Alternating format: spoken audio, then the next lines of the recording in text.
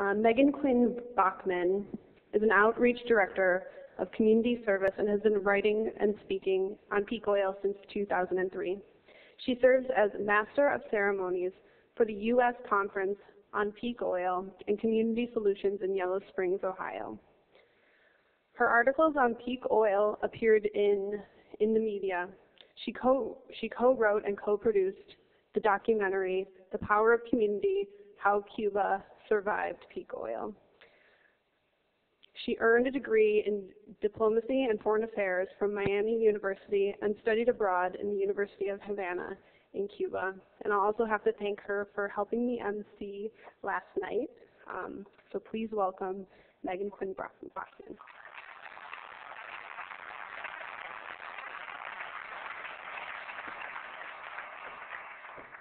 Thank you, Maggie, and thank you, Aaron, for giving me this opportunity. And why don't we all thank Aaron for all the hard work that he's put on this week.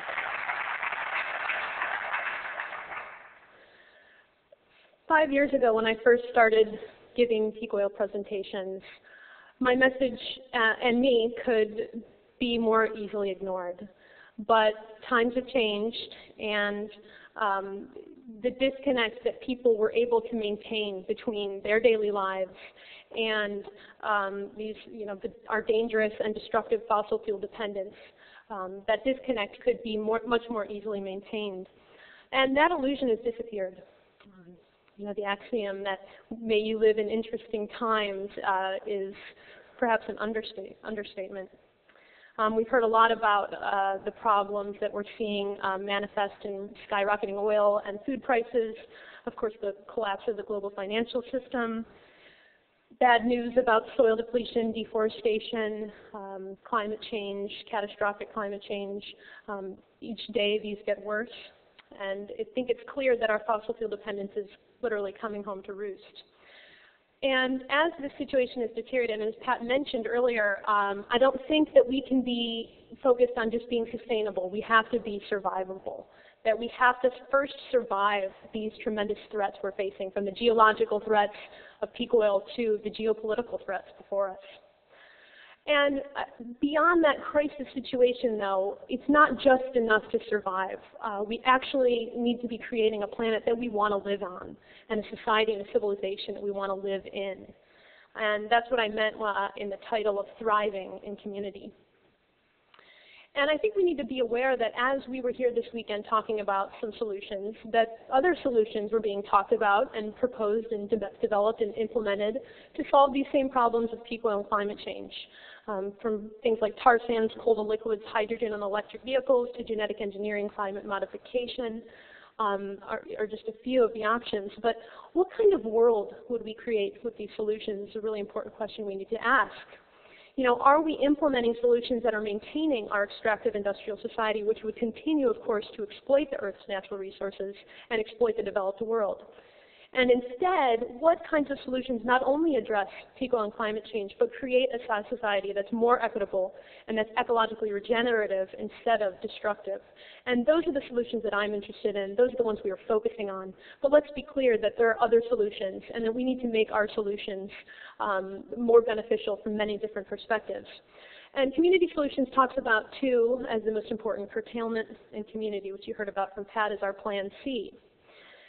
We think these are the most viable and as well as the most beneficial. And they require new practices, new skills, new values, because we're moving from an entirely consumptive, high-energy, competitive way of life to one that is more frugal, low-energy, and cooperative. And so I'm going to talk about those two strategies a bit, starting with curtailment. Curtailment simply means the dramatic reduction in our CO2 generation and fossil fuel use, the dramatic reduction required to avoid the worst consequences of peak oil and climate change. Now, in contrast with this word sustainability, which is a good word and we need to take it back, but it has been co-opted and we need to recognize that. Curtailment recognizes you simply can't be sustainable if you're using a finite resource. So instead of trying to be green or eco-friendly, we need to just stop using fossil fuels. That's what we're trying to get at, and that's the simple truth before us. Again, we use curtailment instead of this word conservation that is perhaps more used, because it really recognizes that it's not going to be easy to reduce this fossil fuel dependence. You know, fossil fuels feed us, shelter us, transport us, and everything we need to survive. We've looked at the tremendous amount of energy available to us. 1 gallon of gasoline equivalent to about 6 weeks of human labor. U.S. daily oil use is equivalent to about 20 million years of person labor. And with this tremendous energy source, this tremendously destructive power, essentially, we've destroyed this world over the years with over seemingly trivial decisions about how we provide for our daily needs and fulfill our desires. And now the ability to continue to meet those needs and fulfill those desires is under threat. And yet most solutions talk about how to continue to meet them with different sources of energy rather than justifying those needs and desires in the first place. So really peak oil is an opportunity to do just that. To say, okay, what are we using these fossil fuels for? What were they for in the first place? And is that justified? Just because the fossil fuels are under the ground doesn't justify our use, our extraction, and our use of them. So curtailment is about reviewing our consumption, determining what we need in our life, and cutting the rest. And I think we need to ask a lot of questions about our consumption. What do we really need to survive? Does everything need to keep growing? Do we need bigger paychecks and houses and cars every year to be happy? There's an interesting survey in the US where people were asked how much they made and how much money they needed. It was graphed again against how much money they currently made. So yeah, they asked how much money they needed, how much they currently made.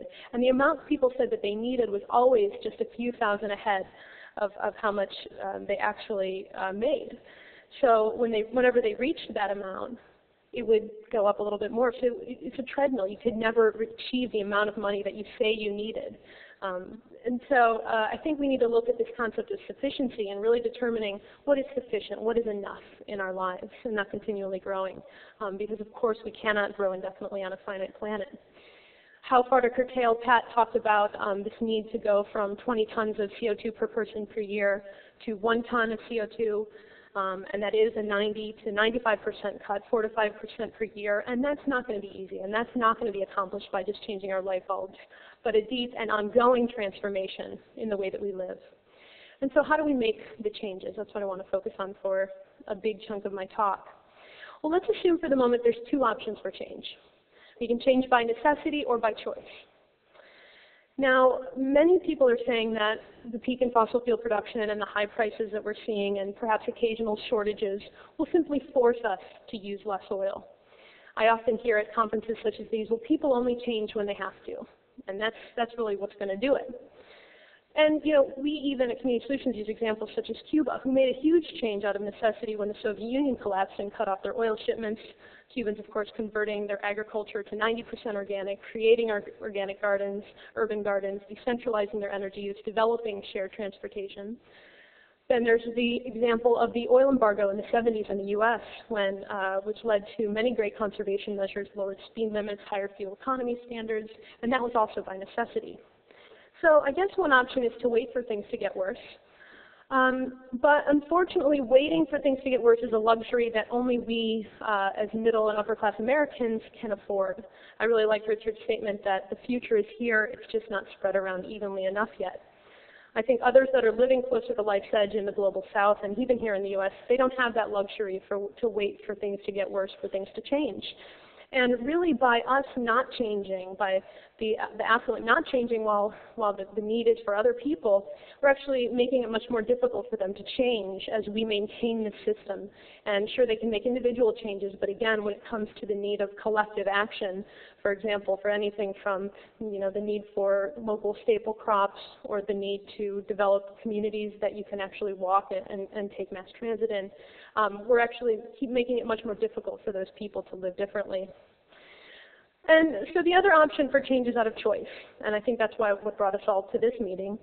And this means, I think, recognizing that the world that we created with fossil fuels really has many problems, the highest inequity in history of the world, continuing environmental degradation, declining health indicators, loss of community, being just a few of the problems with it.